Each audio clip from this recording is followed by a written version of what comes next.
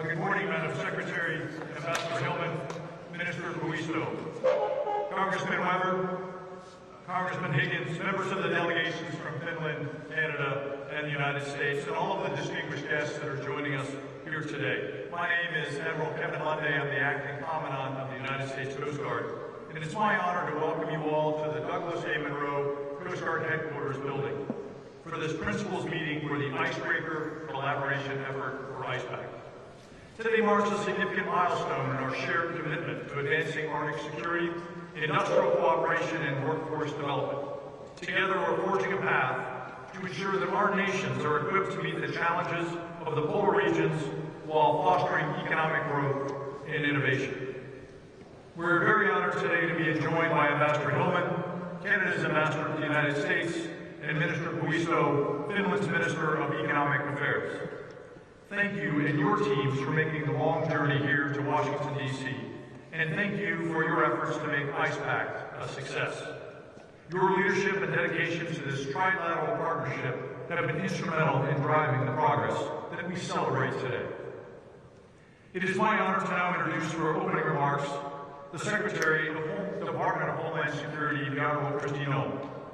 Secretary Noem brings proven leadership experience, a commitment to public service, and a focus on national security and efficient government that drives our Department of Homeland Security's mission to safeguard the nation. Madam Secretary.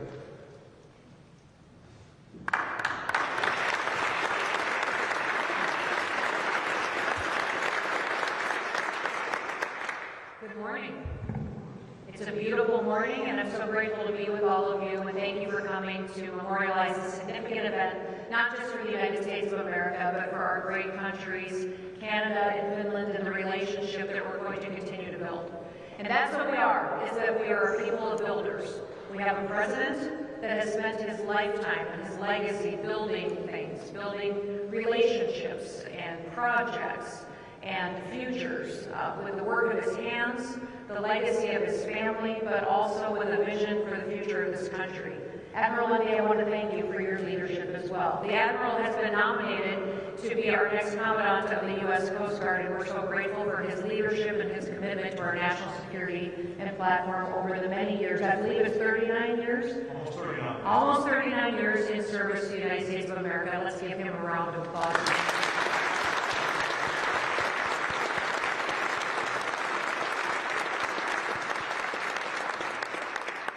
Congressman Higgins and Congressman Weber, thank you for coming today. You have led with distinction.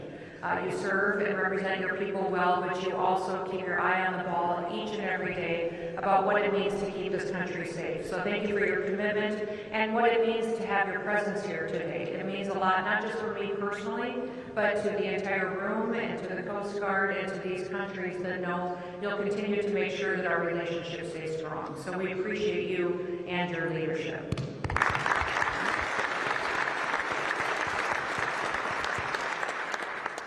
Ambassador and Minister, thank you. This is a wonderful opportunity for us to continue to work together and to collaborate for the strength of our countries. As you know, I'm Kristi Noem. I am honored to be the Secretary of the Department of Homeland Security, and today is not just a great day for the United States of America, but for the entire Western Hemisphere. Alongside our partners here from Canada and Finland, the Trump administration is taking a monumental step forward to protect the Arctic against our enemies, bringing good jobs to our American shores in the process, and also strengthening our commitment to our alliances in the region. I do want to thank my counterparts, the Minister of Economic Affairs, Sakari Buisto, and Ambassador Kristi Hillman, for joining me here today. I want to thank the Ambassador, who I had the chance to know previously to this role, but also made a new friend in the Minister. I'd also like to thank Admiral Lunde and Mr. Sean Planky for their leadership of the U.S. Coast Guard. Both have been absolutely essential to rebuilding America's icebreaker fleet.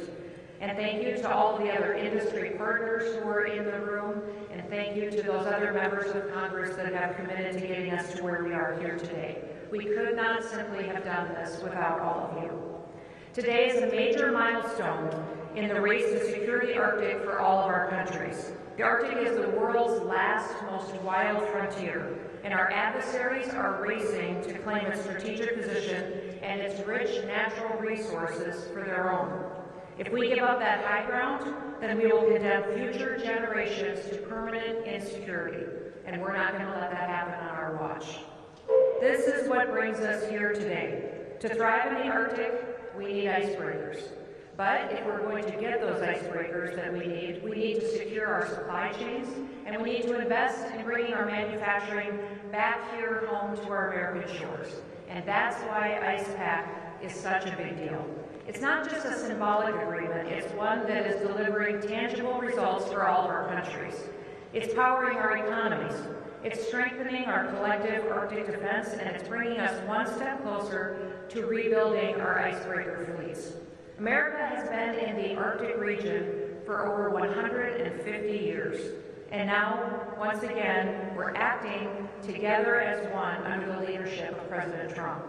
Already we're seeing the fruits of his leadership, and in August of 2025, we commissioned the U.S. Coast Guard cutter Doers, the first polar icebreaker acquired by the Coast Guard in over 25 years. But commissioning the Doers was just the first step. Thanks to the funding secured by President Trump's leadership and members of Congress that are in this room, we are dramatically expanding our icebreaker fleet. The Coast Guard's polar security and our new Arctic security cutter programs are moving forward full steam ahead. We're working hard to develop, to build, and deploy these critical assets so that we can have our warfighters ready all of the time and on record time. And this meeting could not have come at a better time. Soon after the Doers was commissioned, Chinese research vessels openly operated in and near U.S. Arctic waters. Their goal was clear. They wanted to test America's resolve. The Coast Guard responded immediately. In fact, we deployed the cutter Hillman and a fleet of air assets to the scene, and we escorted those intruders out of our waters. Our rapid response sent a clear message. Under President Trump's leadership, we will defend our sovereignty. And I can guarantee you that President Trump is committed to this mission. In October, he signed a memorandum on Arctic security cutters in the Oval Office, emphasizing the urgency behind delivering these icebreakers to the fleet. And Pact is going to help us make that happen. By pooling our resources and our expertise, we are going to deliver these vessels on time, and we're going to minimize our costs. Just this year, the Canadian shipbuilder Davies announced a $1 billion investment in U.S. shipyards to build icebreakers right here in America. And companies from Finland are teaming up with American shipyards to deliver new, cutting-edge icebreakers. Both efforts are going to continue to create long-term, well-paying jobs for U.S. American-born workers. And on that note, I'm proud to announce the release of the Pact U.S. National Defense Workforce Plan and Development Plan. This plan is going to set the stage for rebuilding our shipyards and revitalizing an industry that has been left on the wayside for far too long. Not only will these workers be able to provide for their families, but they'll be able to take pride in knowing that their work is absolutely critical for American security, for our economic growth, and for Arctic dominance. This plan will set the stage for future efforts to join even more programs in 2026 and beyond far into the future. Finland and Canada are essential to the success of that mission. And American shipbuilders are some of the most innovative, dedicated, and hardworking individuals in the world. But they have been let down by the policies that put America last. That is changing today. Through initiatives like the Workforce Development Plan, President Trump is bringing this proud industry back to life. And under his leadership, America is restoring our Arctic and our maritime dominance. So thank you again, Minister Buisto and Ambassador Hillman, for your nation's willingness to join us on this mission. May God bless you. May God bless the people of Finland and the people of Canada, and may God continue to keep his hand and protection on the great United States of America. Thank you.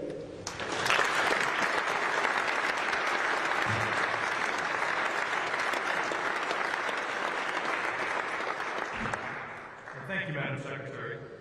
Next, I'm delighted to introduce Ambassador Hillman, Canada's ambassador to the United States. Ambassador Hillman has been a driving force between Canada's contributions to the ICE Pact, particularly in advancing procurement reform and industrial partnerships. Ambassador Hillman, the floor is yours.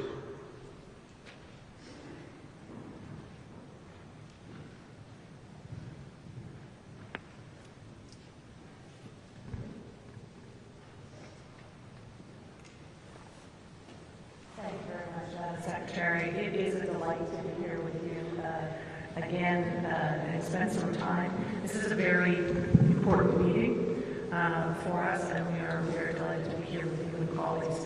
And it's a pleasure to be here with you too, Mr. Buisto, for this historic, I think, meeting between our three countries that solidifies our strong effort and commitment to the Icebreaker Coalition effort. Today, there is no doubt that we face an increasingly dangerous world. And it is important in these times to build on the relationships with our key allies. Canada, the United States, and Finland are all making economic and security decisions that meet the moment. Just a few short years ago, our ally Finland officially joined NATO, bringing the organization's membership to 31, a net contributor to defense alliance. Finland's already contributing with its Arctic capabilities, resilience, and highly advanced military. Finland's membership to NATO is essential for all allies, and especially for those of us who are Arctic nations, so thank you for that. And every day, of course, Canada and the United States demonstrate our abiding commitment to each other's security. Our law enforcement, intelligence agencies, military and security forces collaborate closely to safeguard the North American perimeter, including the Arctic and northern regions. Canada is taking a number of steps to ensure that we remain a strong and steadfast ally for the United States, whether it's on land, air, or sea. We're investing over $30 billion in our defense security over the next 5 years, which is a generational investment, our largest defense contribution in decades. And we're accelerating investments in the years ahead on the path to meeting NATO's 5% pledge by 2035. Now, let me just share, if I may, a few investments that I think are crucial to the group gathered here today.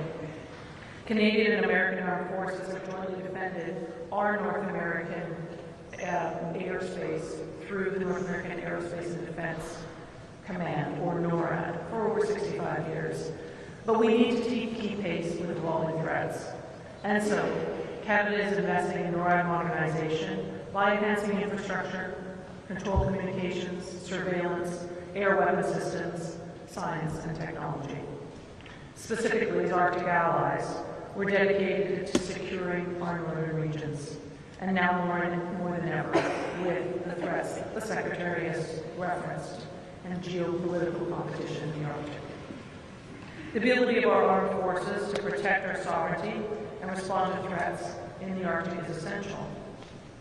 It is also a tenet of our national nation-building projects in Canada. For example, our new Arctic Infrastructure Fund is going to expand infrastructure in the region, including deep-water ports and a sea-lift infrastructure to support military as well as non-military functions. Our new Arctic Economic and Security Corridor will include an all-weather dual-use land and port-to-port infrastructure that will increase the capability of Canadian armed forces in the north. And we lead Canada in monitoring the north. We take this responsibility very seriously and are bolstering our capabilities, including by establishing northern operational support hubs and a new satellite-to-ground station so that we can provide year-round presence in the Arctic. These investments will expand Arctic and maritime surveillance and strengthen cyber and space capabilities. But of course, we're also modernizing our maritime fleet. to enhance our ability to operate in Arctic waters. In Canada, in 2010, Canada launched the National Shipbuilding Strategy to build modern vessels, including many new icebreakers that are going to strengthen our ability to protect our sovereignty and improve our operational capability. It has positioned us well to participate in this cooperation in the Ice Pact today. By investing in cutting-edge ship designs and advanced Arctic capabilities, we've developed world-class expertise and an ability to deliver state-of-the-art vessels to meet the challenges of the future. We continue to make new maritime investments and stand ready to share our expertise with all of our allies to support a sustainable, peaceful Arctic and to uphold international rules and standards in the region. And of course, as we know, and why we're gathered here today, partnerships such as the Ice Pact are a critical component of ensuring security and sovereignty in the Arctic. By creating this framework to design, build, and maintain the best-in-class Arctic and polar vessels, including icebreakers, this partnership enhances information exchange, industrial collaboration, and research and development to ensure that all three of our nations can respond effectively to Arctic challenges. Since our countries signed the Ice Pact Memorandum of Understanding last year, meetings such as this one have laid foundations for big announcements and moving forward as we are today. Just last month, we celebrated the U.S. launch of an Icebreaker Fleet Renewal Initiative that will be supported by Canadian shipyards. And both Canada and Finland, who are recognized leaders in icebreaker design and construction, will leverage our expertise to maximize joint capabilities with our American friends and colleagues in icebreaker development. In this case, the United States has selected a multi-purpose icebreaker design developed by Canada's Seaspan and Finland's Aqua-Arctic for 6 of its new Arctic security cutters. Canada's Chantier Davy, working through its shipyards in Finland and the United States, will contribute to the fleet renewal by building 5 icebreakers. This type of collaboration, facilitated by the Ice Pact, is not only a step towards maritime security, but it drives economic growth, innovation, and supports many good-paying jobs here and in all countries. The joint statement of intent that we're signing today will make sure that we build on this work. Central to that statement is our continued commitment to strengthen our combined industrial capacity and cooperation, and so we will work even closer together with our Ice Pact partners to help keep the region safe. In particular, in 2026, we're going to work to further enhance our industrial cooperation, to boost our combined shipbuilding industries, to design, build, and market Arctic and polar icebreakers and other vessels. We'll emphasize workforce development, including exchange of personnel for training among the participating countries. And we will work to determine the best technology, design, and method to produce the best-in-class icebreakers. To ensure that we remain the best in the world, we will promote even more research and development initiatives and benefit from the expertise and innovation of each of our 3 countries to advance the technology for polar vessels. So we're delighted to be here today, signing a joint statement of intent alongside our dear colleagues. And we're looking forward to our discussion a little later on to find ways to continue to meet the moment, this difficult moment, but a moment that, working together as allies, we are confident that we will be able to lead and succeed. Thank you very much.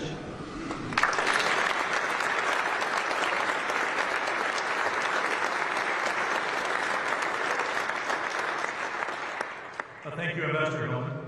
It's now my honor to introduce Minister Sakari Buisto, Finland's Minister of Economic Affairs.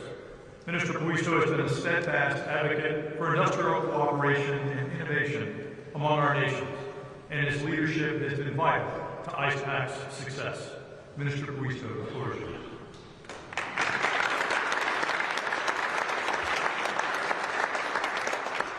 Thank you, and good morning, everybody. Distinguished government leaders, Secretary Noem, Ambassador Hillman, highly esteemed members of Congress, colleagues, industry representatives, friends, as we all We are gathered here to celebrate more than a one-year milestone in Icebreaker cooperation. We are celebrating the continuation of a vital alliance, one forged in the harshest environment on Earth, the Arctic. The High North is not the easiest area to operate. It's a frontier defined by overwhelming beauty, pristine nature, and uncompromising talents for seafaring. It demands respect, resilience, and above all, right type of capabilities. Today, we honor the indispensable partnership between Finland, Canada, and the United States, a partnership defined by shared strategic vision and a commitment to ensuring that the Arctic remains open, free, secure, and navigable for generations to come. This cooperation is fundamentally enabled by a critical piece of engineering, an icebreaker. And that brings us to the heart of the matter, the reason this partnership is so uniquely successful. Ladies and gentlemen, when we talk about breaking ice, we are not just talking about mechanics, we are talking about national competence. For Finland, navigating ice is not merely a technical skill. It is our maritime heritage, ingrained in our culture for more than a century. It began not as a strategic military imperative, but as an essential requirement for survival and trade. If our ports froze, our economy froze. With this experience, Finnish innovation sets the global standard for ice-breaking technology. When Canada and the United States partner with Finland, you are not just acquiring a vessel, you are investing in proven resilience and the cutting-edge know-how and proven shipbuilding capabilities. We have pioneered multiple technologies and innovations now used worldwide.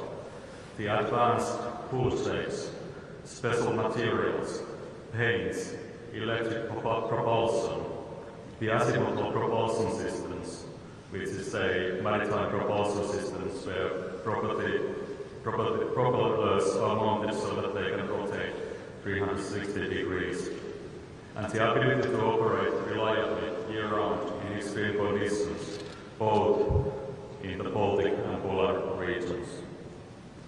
The expertise is not theoretical, it is tested and guaranteed by millions of nautical miles logged in the world's most challenging ice conditions. This deep knowledge and closely knit icebreaker ecosystem, from the designers in Finland to the steelworkers in the yards, is what we bring to this partnership, and in a timely manner. We offer not just capability, but confidence. The confidence that these critical vessels will perform when needed, safeguarding your security, your missions, and the future of peaceful Arctic for all of us.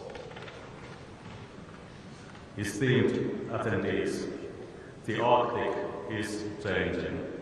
As climate shifts, so does the strategic role of the Arctic. It means more activity, open shipping lanes, and a more important region for national security. The need for reliable, powerful icebreakers has never been more acute. Icebreakers enable us to maintain sovereignty, to assert presence, provide search and rescue, national defense, and necessary logistical support to remote communities and to enable commerce. To keep global sea lanes open, connecting our economies across the northern passages. This is why our trilateral cooperation is a model for the world. It demonstrates that security and development in the Arctic are best achieved through shared commitment, shared resources, and shared technology. But the challenge is hard and complex, like ice. The steps we have already taken are significant. Joint constructions of the vessels is the most effective way to get things done and gradually build the confidence and capacity up. It is inspiring to see the new icebreakers forming at the shipyards.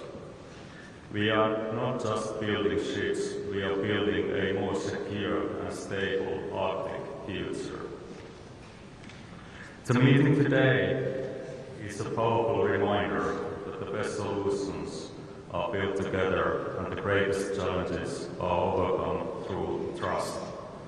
Finland is proud to stand with our partners and allies, the United States and Canada, lending our specialized knowledge to this indispensable mission. We pledge to continue pushing the boundaries of joint Arctic shipbuilding and engineering, ensuring that the vessels we deliver are not just excellent, but best in class. Let us not view the ice as a barrier to be broken, but as a surface where we can skate smoothly and fast. We look forward to the enduring iceberg partnership between Finland, Canada, and the United States to encourage all the men and women who design, build, and operate these very magnificent ships. Kiitos. Thank you very much.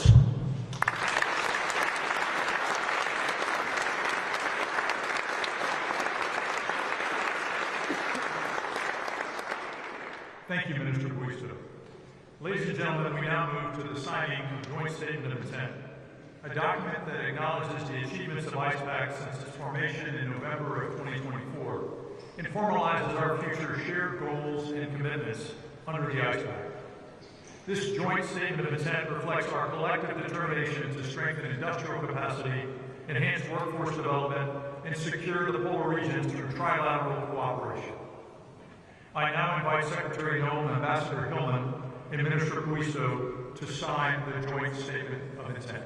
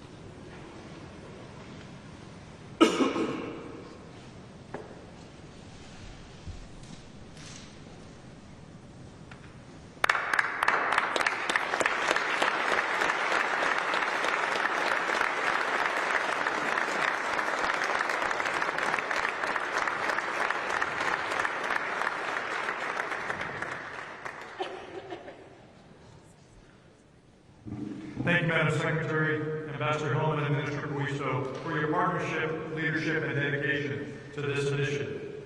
With the signing of the Joint Statement of Intent, we've taken another step forward in ensuring that our nations are prepared to meet the challenges of the Arctic and the Southern Polar region while fostering economic growth and innovation.